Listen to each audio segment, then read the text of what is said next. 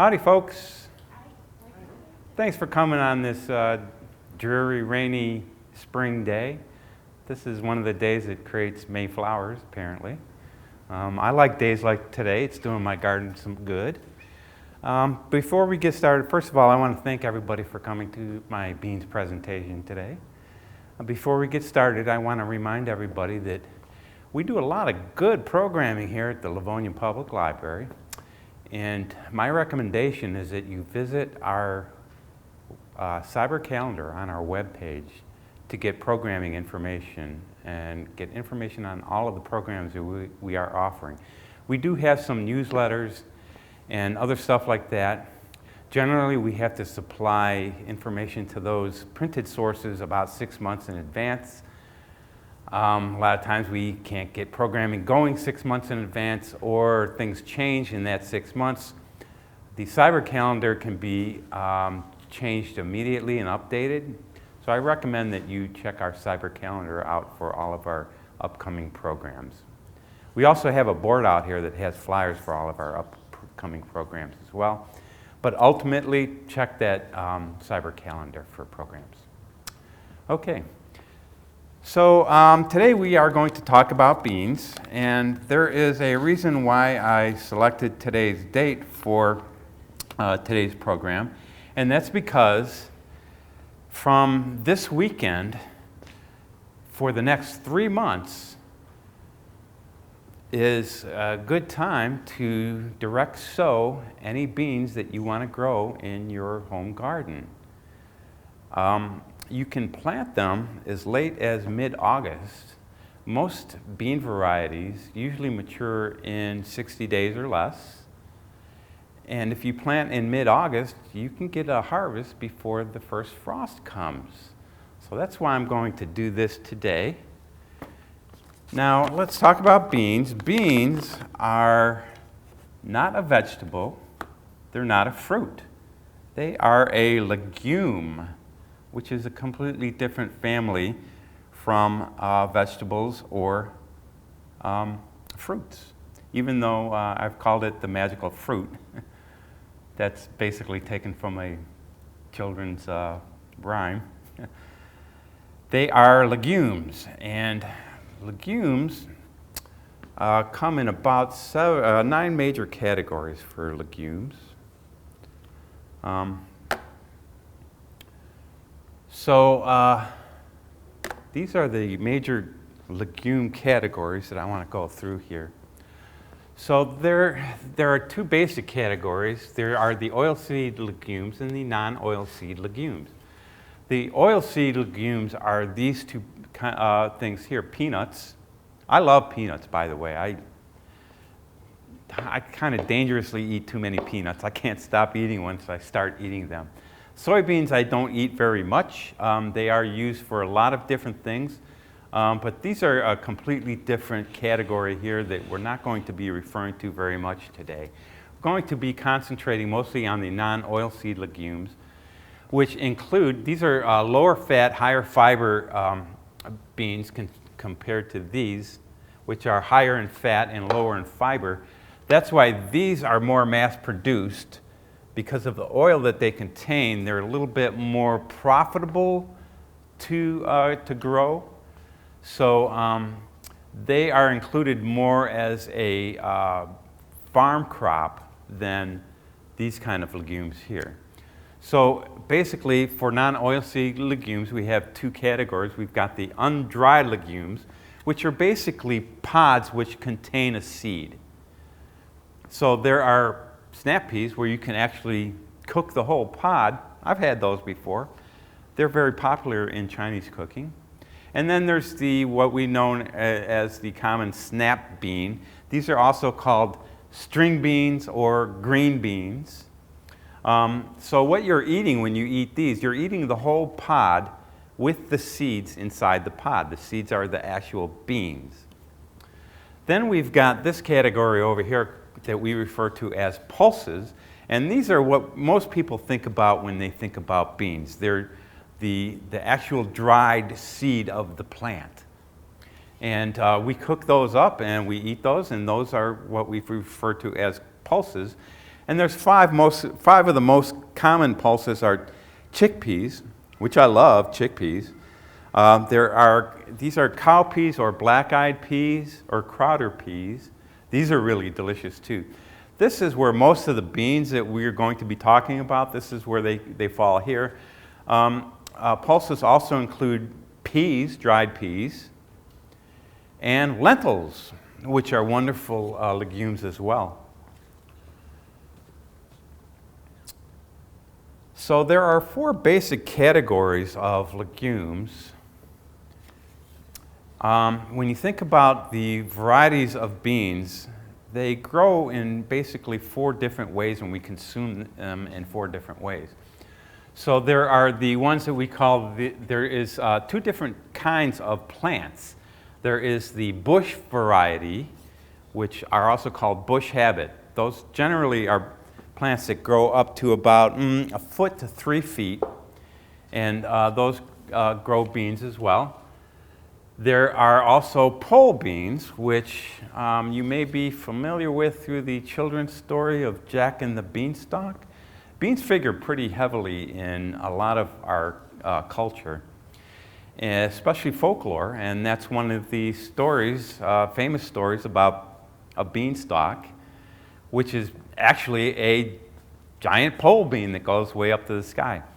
Some pole bean varieties can actually get up to about 20 feet. So most bean varieties are either going to be a bush variety or a pole variety. So within that, there's 2 ways that we eat them. For bush beans, they can either be like the snap, green, string, or we're actually eating the pod. So you actually pick the whole pod with the bean inside. There is also the dried shell bean, which is a variety that you let dry right on the plant.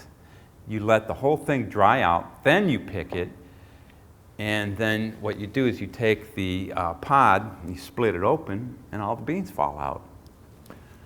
So those are the basic categories of legumes.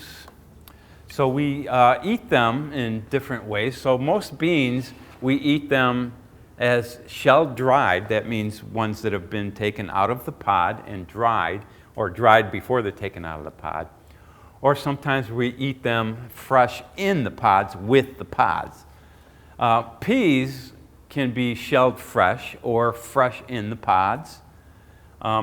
Peanuts are shelled for most humans, and I say for most humans.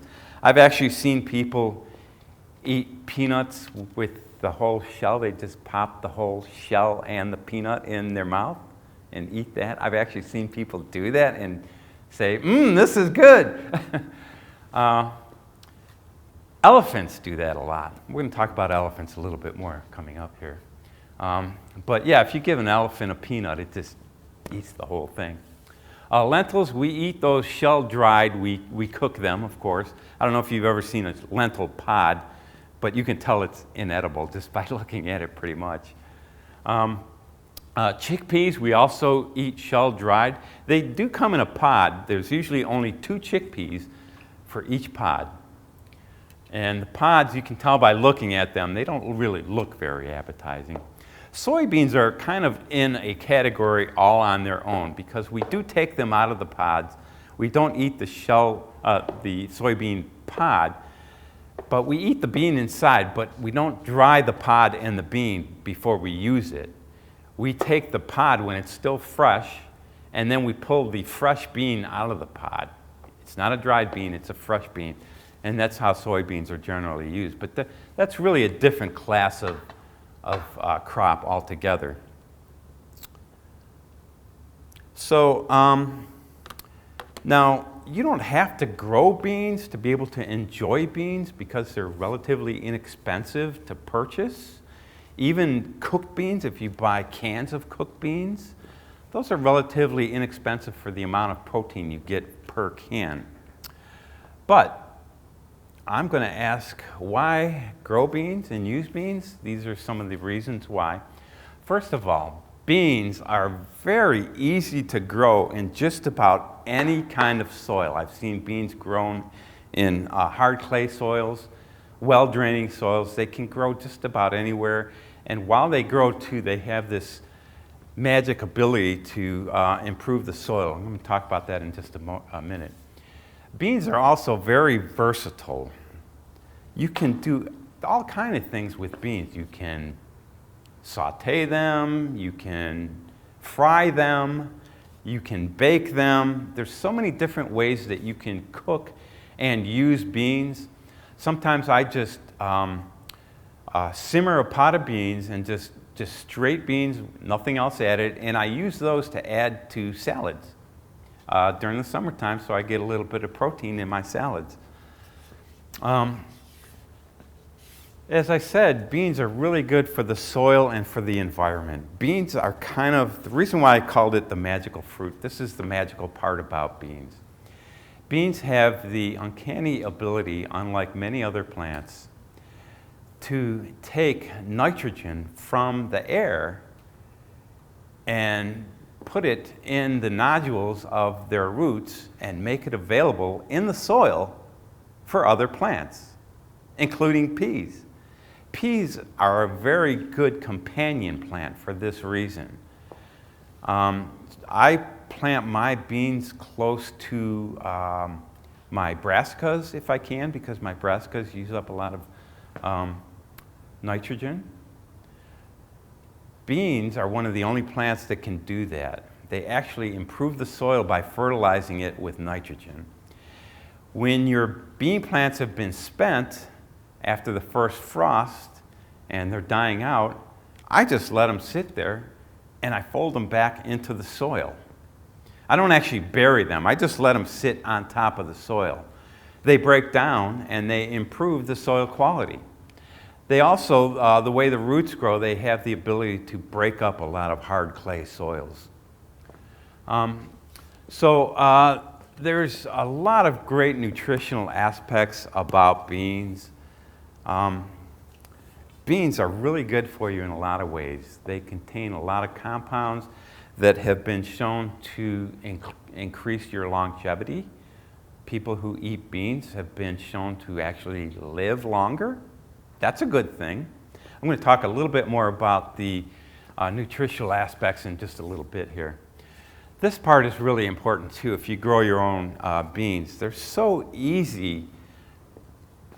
They're really the easiest thing I have in my garden. They store very well. I just put mine usually in a mason jar, and once they're completely dried, I will seal the jar. That's okay. They store for almost forever. I mean, I've read some stories about people using beans after decades that were dried beans. Now, naturally, they may have lost some of their flavor, but the point is that they have a very long shelf life once they are dried. As I said before, they're also very inexpensive.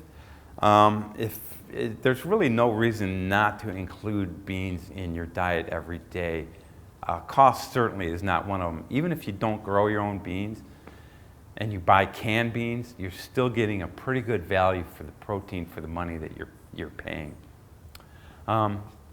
This part's really important too. Beans are a self-pollinating plant. Now there's a few ways that plants can pollinate themselves. They can be pollinated. Wind pollination, that's one way that plants get pollinated. That's very common that's the way that corn is pollinated. And that's created a very big problem for our country because this country grows a lot of corn. And I'm not going to get into it too much, but because of the Monsanto Corporation, some of the things that they're doing, they knew all along about, corn being wind pollinated, and that's why things are happening that are happening in this country right now with farms. But the important thing about this is that you can plant different bean varieties right next to each other, and they won't cross-pollinate. The bean flower is what's called a dioecious flower. That means it contains male parts and female parts. So as soon as those parts mature in the flower, pollination occurs. The flower is self-pollinated, and it grows a bean. And it grows a bean that will produce seeds or beans that once planted will grow the exact same cultivar. The bean will be exactly the same, even if you put it next to another completely different variety. They don't cross-pollinate like many other plants do. I can't plant squashes next to each other and expect that the squash seeds that come out of the squash that I get are going to grow the same squash next year, because they probably cross-pollinated, because squash are insect-pollinated, not wind or self-pollinated. But beans are self-pollinated, which I think is really cool. You can plant any varieties that you want right next to each other, and the next season when you plant those beans that you get, you're going to get exactly the same product. And that's really important, I think, because we do tend to plant cultivars or varieties that we like, and we like certain aspects of those varieties, and we want those aspects in those varieties year after year. So that's why I really like this part about beans. They're also incredibly drought resistant. They don't use very much water at all. They have a lot of adaptive qualities about them that makes them able to get past droughts and dry weather. Not a lot of other plants have that ability. Going back to corn again, corn takes up a lot more water than beans do. They actually, pole beans are known to, if the weather dries out and their soil dries out, they actually, for the stalks that they grow, they wind up a pole and advance up a pole. They actually modify those particular structures on the plant. They produce fewer leaves while they're growing in order to adapt to a drought-resistant climate. So I really do believe that beans can save the world from starvation, because they use a lot less water than the big crops that we grow throughout our country, corn being a main one, soybeans being another. Not only that, but they have a lot better nutrition than the plants that we grow tons and tons of. The reason why we grow so much corn in this country, or anything for that matter, we don't grow food in this country to feed people. We grow food in this country to turn a profit for somebody. And that's really what it's all about. Nobody's going to want to grow a lot of food that they can't profit from. Corn, the reason why so much corn is grown is because it's used to make high fructose corn syrup, which is basically a sugar substitute that we use in just about everything nowadays. Anything with sugar, because cane sugar is too expensive to produce. Corn syrup is very cheap to produce, so those people that produce it, they make a lot of money. Not only that, but the government gives them money just to grow it. So it's much more profitable. If things weren't really like that and we could grow a lot more beans, it'd be a no-brainer. There'd be enough food for everybody in the whole world. I really do believe that. So we're talking about beans and water. You can see here that beans are dry beans use only 6.05 gallons of water for every gram of protein that they produce, which is about 1/5 of the amount of water that sheep meat or beef use to produce protein. And for producing 1,000 calories, the amount of water for beef or goat meat or sheep meat is so much more than beans, which are way down here. You can get 1,000 calories for less than a gallon of water with beans. So they're really good with water, and I think that's really, really important for beans. So as far as beans being good for the soil, like I said, they're just a natural fertilizer because they put nitrogen back into the soil. We fold all of our plants back into the soil, and that really helps improve the soil. So I'm going to talk now a little bit about beans and nutrition. So beans are a very nutrient-rich food source. So looking into the nutrient profile of common beans, we find a treasure trove of health benefits. These legumes pack a punch with molybdenum and folate, essential for various body functions like heart health and cell growth. There's lots of vitamins and minerals in beans. They're a stellar source of iron and copper, minerals crucial for maintaining healthy blood and energy levels. They also boost significant amounts of manganese and potassium, supporting bone health and blood pressure regulation. And don't forget vitamin K1, which is important for blood coagulation. The carbohydrates in beans are mostly starchy, so they have a slow release of energy. A lot of carbs, non-starchy carbs, release energy into your bloodstream very quickly, and that's a very sugary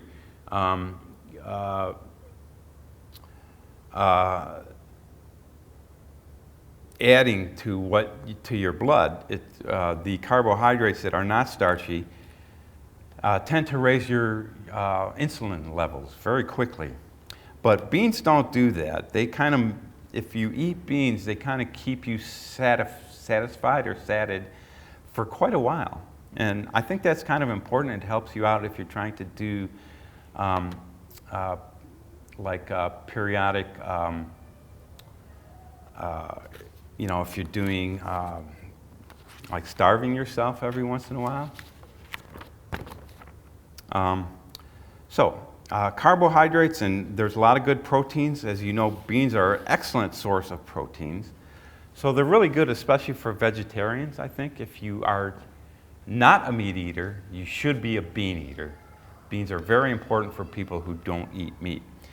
Another important thing is that they have a very high fiber content, and that is really important too, as far as the carbohydrates are concerned.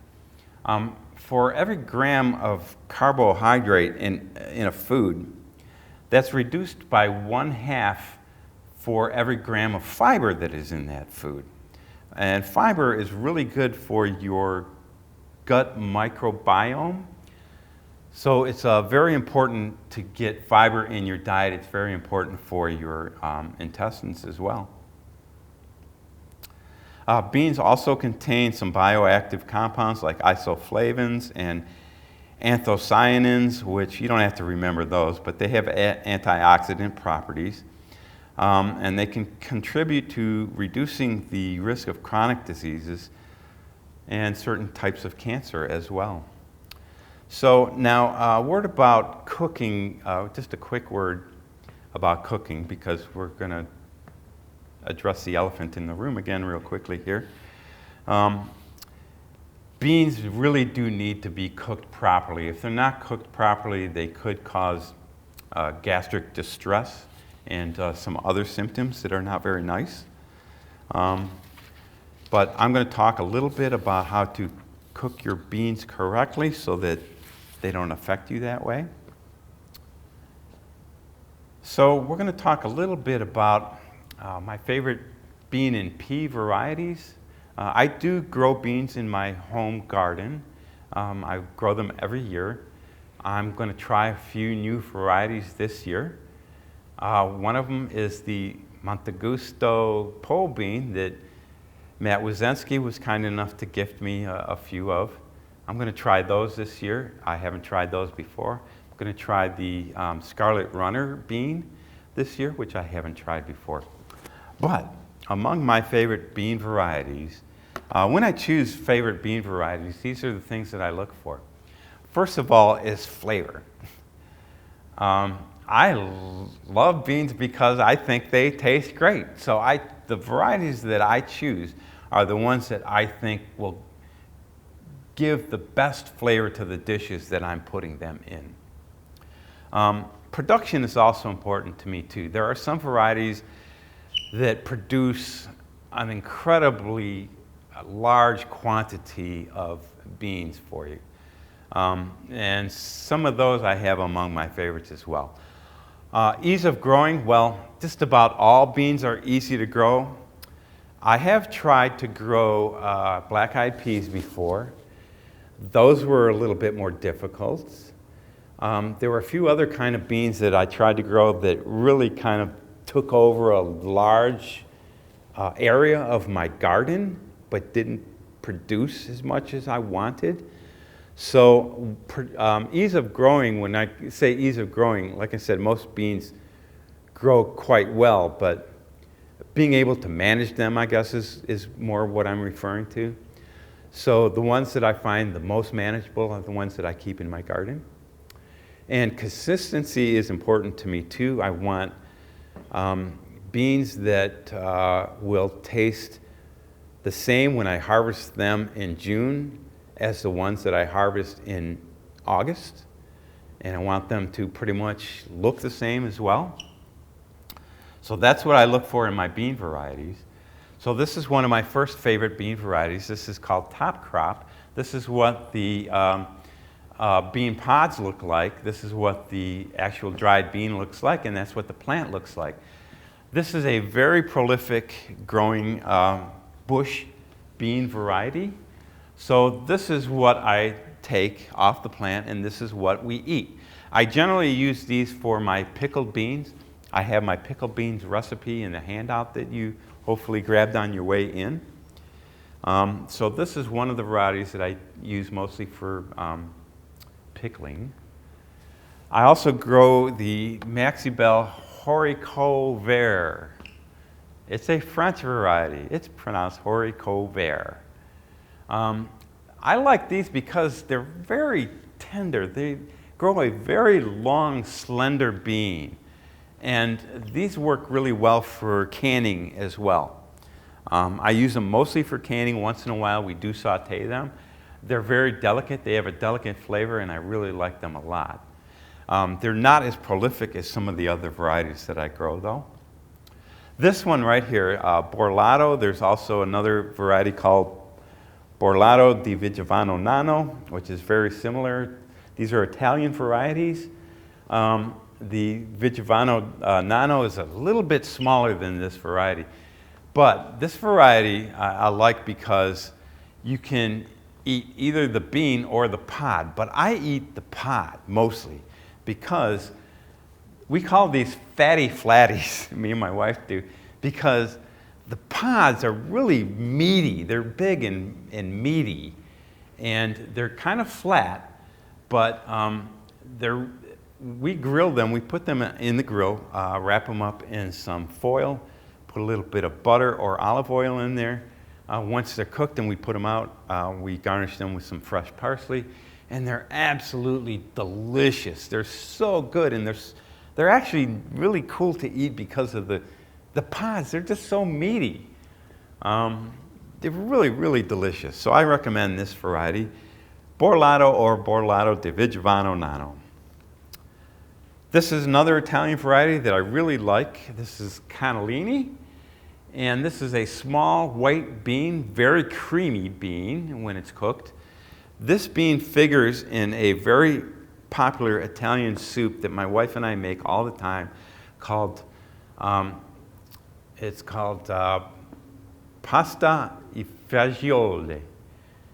Other people, if you're an Italian from the the East Coast of the United States, you're probably calling it pasta fazool or pasta fazool because it's one less syllable, and I guess people get a little lazy pronouncing these, but it's actually, the dish is called pasta e fagioli, which means pasta and beans. So it's a soup with pasta and beans, and these are the beans that we use for that particular dish. And they're wonderful for that. They're perfect for that. This is another variety that's very close to the Borlato that I just showed you a little while ago. This is Roma 2, and this is another one that we just eat the pods. We don't eat the dried beans. The pods, again, we call these flatties too because they're flat, but they're very meaty. It's a pod that's got a lot going on there besides just the bean. The pod is very edible. You can You can almost call it a vegetable. They're really delicious too. Very good variety, Roma 2s. This is a really good variety. This is a pole bean variety that I grow. I think Matt grows these too. This variety is so wonderful because look how many beans are right here in this picture. They're incredibly prolific, and it's a pole bean. So what it really kind of is 10 or 12 bush bean plants stacked on top of each other. Because they grow vertically, you can grow a lot more food with a pole variety.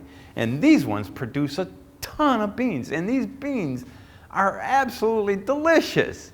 And they grow in this sort of like J shape, so you can identify them that way. They're one of the things that I love putting in my pickled beans. These pickle so well, and they're so delicious when they're done. This is called Trionfo Violetto. This is another Italian variety that I really love. It's a pole bean variety. These purple pods actually turn green when you cook them, but they're very tasty. They have sort of a very unique nutty flavor to them compared to other bean pods that you may experience. And they grow quite well as long as you've got something for them to climb up. If you've got some kind of trellising or something for them to climb, they can grow quite well. And it's a delicious variety. And I really like this variety. This is another pole variety that I use for my venison bean stew that you have the recipe for in the handout. And look at how beautiful these beans are. They're sort of a maroon and white splotchy colored bean. They're quite big also. The actual bean is pretty big, so they're kind of fun to eat because of that. This is what the plants actually look like right here. That one looks like middle July maybe, okay? But for these, I actually let them dry on the plant, and I pick the dry pods and then shell the pods and get the beans out of them. And I've got a few mason jars at home with just the beans in them. And I actually had some of that venison beef stew or bean stew that you have on your handout. I had some today. It was delicious. This one I had a problem growing, as I said, but it's a bean that I recommend because it's just so delicious.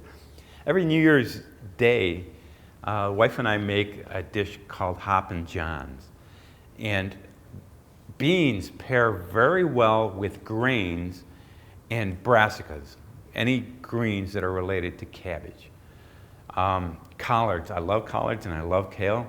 So any dish with this bean and some rice or some grains and some greens, we call it Hoppin' Johns, and it's a traditional January 1st dish that we eat every year on the first day of the year, and it's absolutely delicious. But these particular beans, one of my favorites, the flavor is just totally amazing. So I got a little bonus here. I'm going to suggest 2 pea varieties that I like to grow. Now, peas are a little bit different because we hand sow the beans. We actually direct hand sow the beans into the soil about as soon as the soil can be worked. Usually it's around the middle of March when I'm planting my peas. And if you go buy pea seeds at the seed store, you'll see that a lot of them have variety names that kind of refer to cold weather. Like there's some that are called Alaska. I've seen some called Oregon snow peas. Peas are a very cool weather crop. They don't do very well in the summer, but in the spring and the fall, they do quite well. This pea grows really big peas. I don't eat the pod, I shell the pod and get the peas. These are really big. Bag those up and freeze them, and I've got something to put in my stews and soups for the rest of the year. Another pea variety that I really like is called Cascadia. Now, I did have a problem growing these this year. I didn't get to check the viability of the seed before I planted them, but very few of them that I planted did come up, but it's a really good pea variety. They're really delicious and they grow a very big pea. So there's a few things that I'm going to talk about growing beans, a couple of tips. So like I said before, beans grow very well in a variety of soils and are generally very drought resistant. So before you plant your beans, they should be soaked in water for about 6 to 24 hours before you direct sow them in warm soil. Make sure the soil is warm. I'm thinking, like I said before, that this weekend or any time after, the soil will be warm enough for you to plant your beans. If you plant them too early, they'll rot in the soil because they won't germinate if it's too cold. So in our hardiness zone, we're like around 6A, 6B. As I've said, it's best to direct sow your beans after the second week of May. They can rot if they don't germinate. And as I said, most of them mature in less than 60 days, so you can plant them right up into the middle of August and still get a harvest. As I said, the pea should be planted as soon as the soil can be worked. And the pole bean varieties that you plant have to have proper trellising to grow well. You don't want to just grow those on the ground because they're going to take a lot of ground space up in your garden if you do that. So some of the tools that I use to grow my beans, some of the tools that I have in my garden, I just checked out our broad fork a little while ago. We actually have one of these in the library, and you can check it out and take it home as well. It's in our library of things. And this will actually decompact your soil faster than the garden or digging fork, which I also use. But if I'm planting a plot of bush beans, I want to first decompact the soil, and this broad fork will do it very, very quickly. I love the broad fork. It's a really good tool for, not just for beans, but a lot of other things. Now, there's this funny thing here. They call it tomato cages. That's why I have it in quotes. But I don't know, have you ever tried to use this for a tomato plant? It doesn't work. It doesn't work. Tomato plants grow 5 times taller than these things. But I found that they work great for bush bean plants. The reason why they're good is because they will actually help hold the bean pods off the soil. And that's important because if the bean pods grow on the soil, they are subject to a lot of diseases that can come up on the soil. And I've noticed that with some of my bean pods that touch the soil. They'll kind of look a little bit different, like, okay, something happened here. They don't look like the other beans that are held up off the soil. That's what this particular tomato cage is really good. They should call this a pea plant cage, actually, I think. Now, as I said, if you're growing pole beans, it's important to have trellising for them. Now, there's a bunch of different ways that you can make trellising for them, and you don't have to do it this way. But what I did was I bought a roll of this, this is called rebar. I bought a roll at Home Depot Home Depot. And so I make a little, like a round, maybe cut this off right here. I use the bowl cutters to cut this up.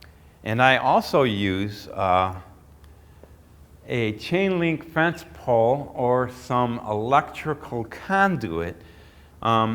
I can usually find fence poles that are about 10 feet in length. If we look here, now this is one of my trellises, or 2 of my trellises.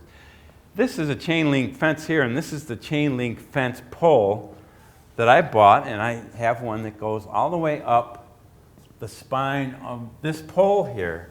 And as you can see, there are stacked one on top of the other are 2 round rebar towers.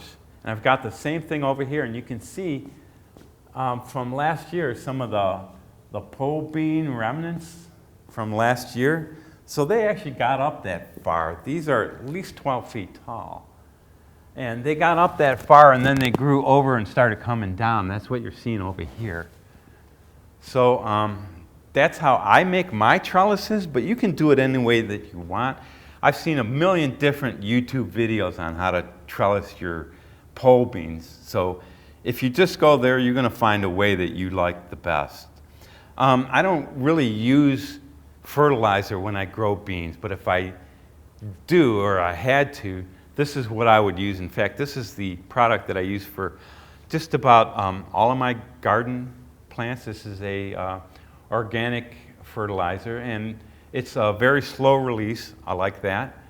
So it lasts for a very long time, and it does not burn. It's a really good product. I like it.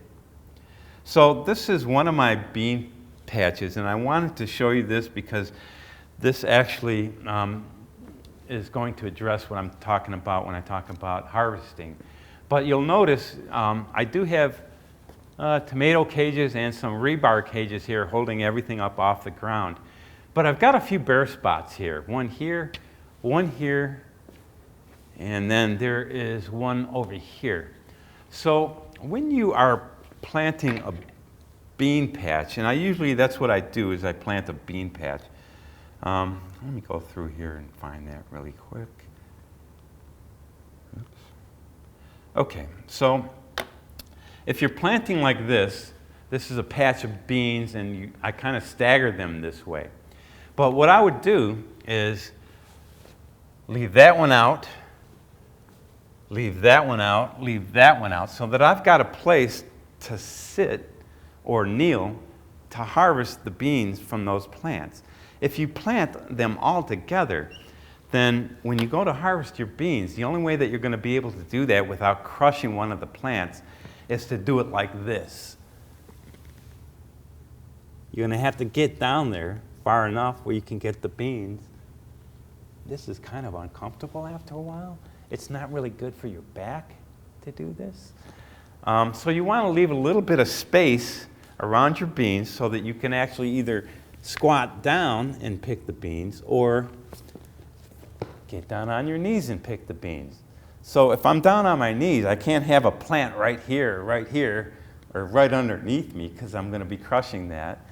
So you want, if you're going to be planting bush beans, you want to make sure that you leave yourself a little bit of space to be able to harvest the beans. So now this is a picture of my pole beans growing up the pole. And you can see some of these are the leader vines that help the plant climb up the pole, and they are actually searching for a pole to climb.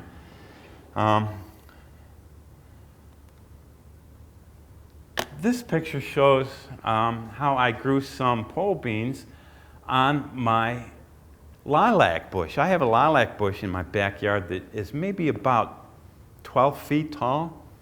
Doesn't really do anything except grow lilacs. I don't eat lilacs. But I planted some pole beans and let the pole beans climb up my lilac plant.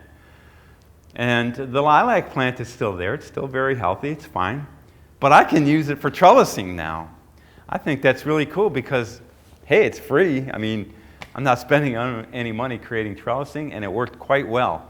As you can see here, this is when I went to go harvest in late October. You can see, and this is the Good Mother Stollard variety. These are the dried beans right here, so I just pluck those off, split them open, and the beans fall right out. And look how many there are. I mean, there's quite a bit here. So that lilac bush did really well as trellising for my beans.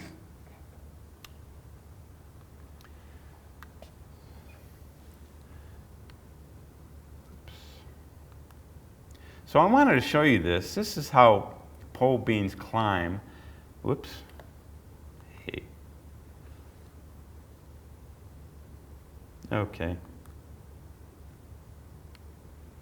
Unfortunately, that doesn't look like it's going to work. But so what happens is this vine right here is a specially adapted vine, and it starts kind of twirling around like this until it bumps into something, like a pole or something, and then it just wraps around it and starts climbing up it, spiraling up it, kind of like a snake.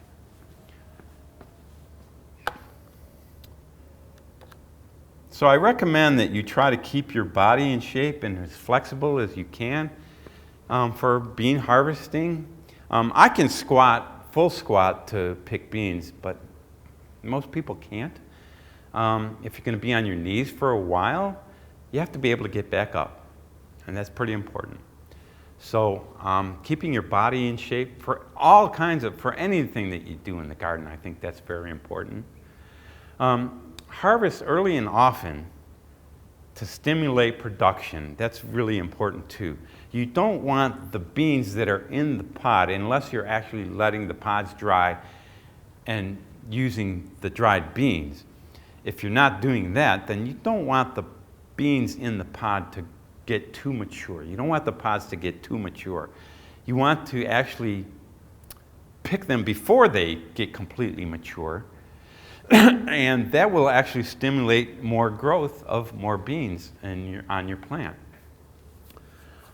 Plus, you'll get a better product in the end as well. So the thing about harvesting beans too is we don't really need machines to do it. I don't recommend corn as a garden crop. That's really a farm crop.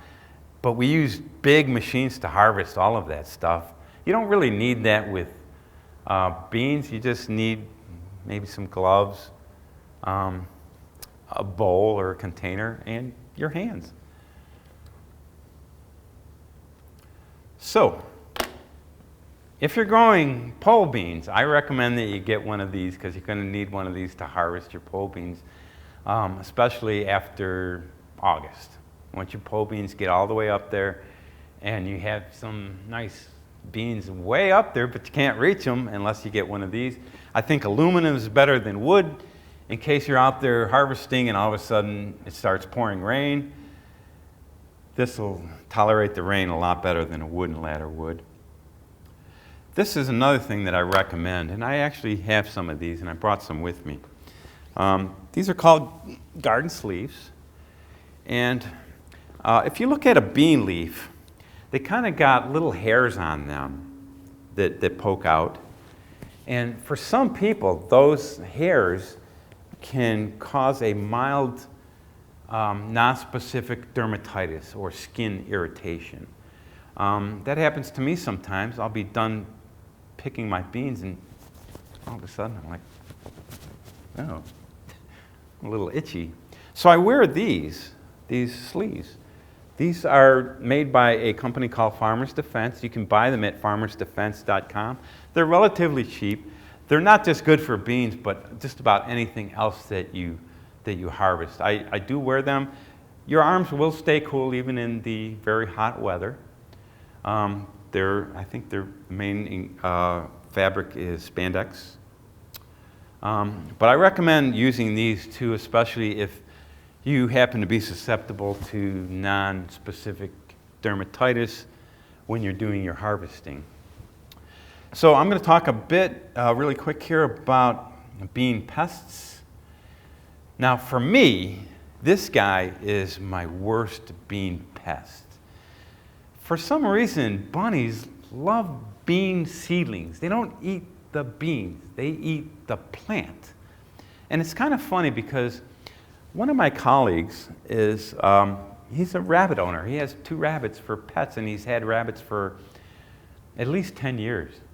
And whenever I can, I bring him some parsley or dill for the rabbits, because the rabbits love the parsley and the dill. And he shows me videos of his rabbits just chowing down on the stuff that I've given them. And they love it. But why does the rabbit that comes into my garden go straight for the bean plants, but not my dill and not my parsley? Meh. So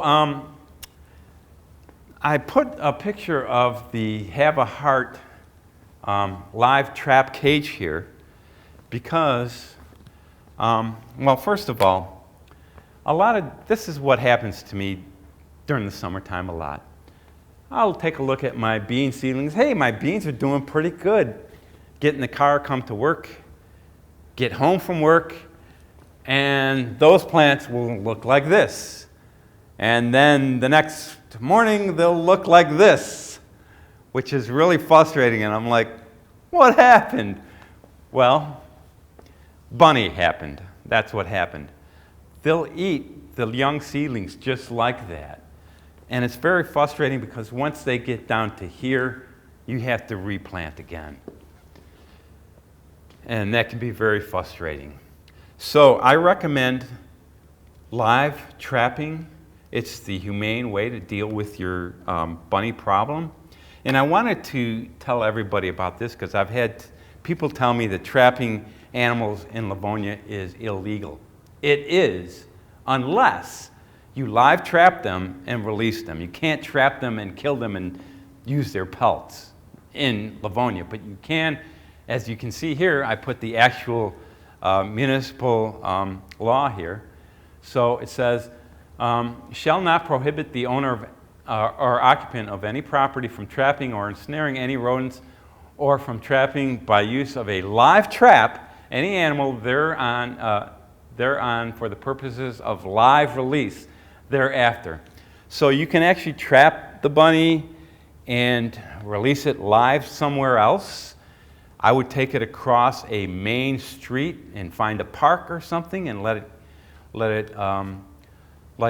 we live just west of Woodward Avenue. So I would take the bunny at one of our Ferndale parks that's just on the other side of Woodward Avenue, because the chances of the bunny crossing Woodward to get back into my garden are probably pretty low. So that's the way that I'm going to be dealing with my bunny problem. Now, I know that here in Livonia, you have a problem that I don't have to deal with, and that's deer. And I have heard so many horror stories about deer just totally destroying people's property. There are some things that you can do. You can have physical barriers. Now, in Ferndale, we have a lot of properties that have chain link fencing. That doesn't necessarily stop deer, but it kind of slows them down a little bit. We don't have a lot of deer in Ferndale to begin with. We have 3 big cemeteries where we know some live, but it's not like over here where you don't have chain link fencing or any fencing. They can just get right into your garden and start eating whatever the heck they want. Your beans will probably end up being sacrificed in that kind of scenario. This is a really good idea, though. Motion activated lights or sprinklers, I think, is probably the best, most humane way to take care of deer if you have a problem with deer eating your bean plants. There's also like repellents that you can purchase or make. There's a capsicum solution that you can make. I usually put a bunch of hot red pepper seeds in a spray bottle, fill it up with hot water and shake it up and spray that on the plant. That will deter some plants, but I've heard of people doing that and deer still eating the plant, even though it tastes like crap. They don't care, they need the nutrition, I guess. You can also time, if you plant your beans later in the season when deer are less likely to be grazing, you can get a better harvest that way. There's a few, beans are generally very disease resistant. That's another reason why I really like to grow them. I did one year grow my plants a little bit too close together, and they started to get some kind of, I think it's called fusarium wilt, which is a fungal problem. I did use this product called Immunox to get rid of that. There's also another product called Surround WP. This is a really good product for a lot of things. It's called a plant protectant. What it is, it's kaolin clay that's been powdered into very, very, very, very fine, tiny particles. You mix this with water, you put it in a sprayer, and you spray it on your plants, and it turns your plants white because it's covered with clay, but it actually facilitates photosynthesis. It doesn't block photosynthesis, but it does block all kind of diseases and fungal problems. I use Surround WP on all of my cucurbits when I start getting any kind of powdery mildew. They're really good for preventing powdery mildew. So, cooking beans to soak or not to soak. If you're in Mexico, you're probably not going to soak your beans for some reason. Their cuisine does not, they don't soak the beans very much. If you're not going to soak your beans, like I've had times where I want to make a bean dish today, but I forgot to soak the beans. So what am I going to do? I want to make the beans right now, but I don't have any soaked beans. So what I'll do in that case is I'll put the beans in a pot and boil them for 20 minutes. That usually does the same thing as just soaking them overnight, but I think I get much better results when they're soaked overnight. The other thing about that too is soaking your beans, especially if you use other things with it, like in the brine that you're soaking them in, I usually put maybe a little bit of baking soda or lemon juice or apple cider vinegar and salt in with the water that I'm soaking the beans in, because they make the water slightly more acidic, and that results in a bean that actually stays together a little bit more and doesn't just sort of disintegrate upon cooking. So when I soak my beans, that's how I do it. You don't have to soak your beans, but I highly recommend it. It helps you digest them and makes the elephant in the room go away. That's one of the things that I recommend and when you're cooking your beans. So when you're cooking your dried beans, what I do is I put them all in a colander. Now, if you have your own beans and you just took them out of the garden and you've got them in the jar or whatever you store them in, chances are they're probably pretty clean. You've probably already picked all the stuff out of it that you don't want in there. And regardless, though, I would rinse the beans. Always rinse them first before you start using them. And use the cleanest water that you possibly can. I wouldn't soak them in tap water. I would use filtered water for soaking my beans. So, as I said, you want to brine them, soak them, maybe overnight or for at least 6 hours. Then you rinse the beans after they've soaked. Gentle simmering is the best way to cook beans. On the stovetop, gentle simmering takes 2.5 to 3 hours, or 2 to 3 hours, usually for most beans. While they're simmering, you want to test them often. Get in there with your spoon, get a little bit, see how they feel in your mouth. Are they done cooking? Do they feel nice and creamy the way you want them? Finally, when you're cooking your beans, you want to finish them off the burner. That means when they're done cooking, you just turn the heat off, you keep them on the stove for a while and let them cool on the stove with the lid on top of them. That finishes the dish much better that way. Now, this doesn't apply to string beans. For cooking string beans, I recommend steaming or sauteing. Sometimes we just take them and when we're making soup and just put the frozen cut string beans in the soup. We cook them that way sometimes as well. So, addressing the elephant in the room again, and that's kind of a little bit of a joke because you probably all have an uncle who used to do something like, pass gas in front of the kids in the family and go, "Oh, where's that elephant?" Well, I had an uncle like that anyways. So, if you cook your beans correctly, if you eat beans every day, what happens is your body will adapt and you won't have the gastric distress or the flatulence that you might have otherwise. So I do recommend that you make beans a part of your daily diet for that reason. I try to eat beans every day, and I pretty much do either my pickled beans or I've got some kind of cooked beans that I'm eating in some kind of dish or just adding to another dish. But if you're not eating beans every day, but you want to have some beans, but you don't want the problem, the elephant in the room, to happen, there's these products here, and there's a whole bunch of different ones. I think just about everybody knows about Beano. So you just take this stuff, and it helps you tolerate your beans that you're eating better and keeps you from getting gassy and getting bloated. Look how many different products there are. CVS has 2 different ones. And then there's Beanzyme. That's a really good product too. So just about everybody makes a product like this. I do recommend these if you have any problems digesting your beans. So no librarian would be worth his salt if he didn't end up his presentation recommending some sources for more information.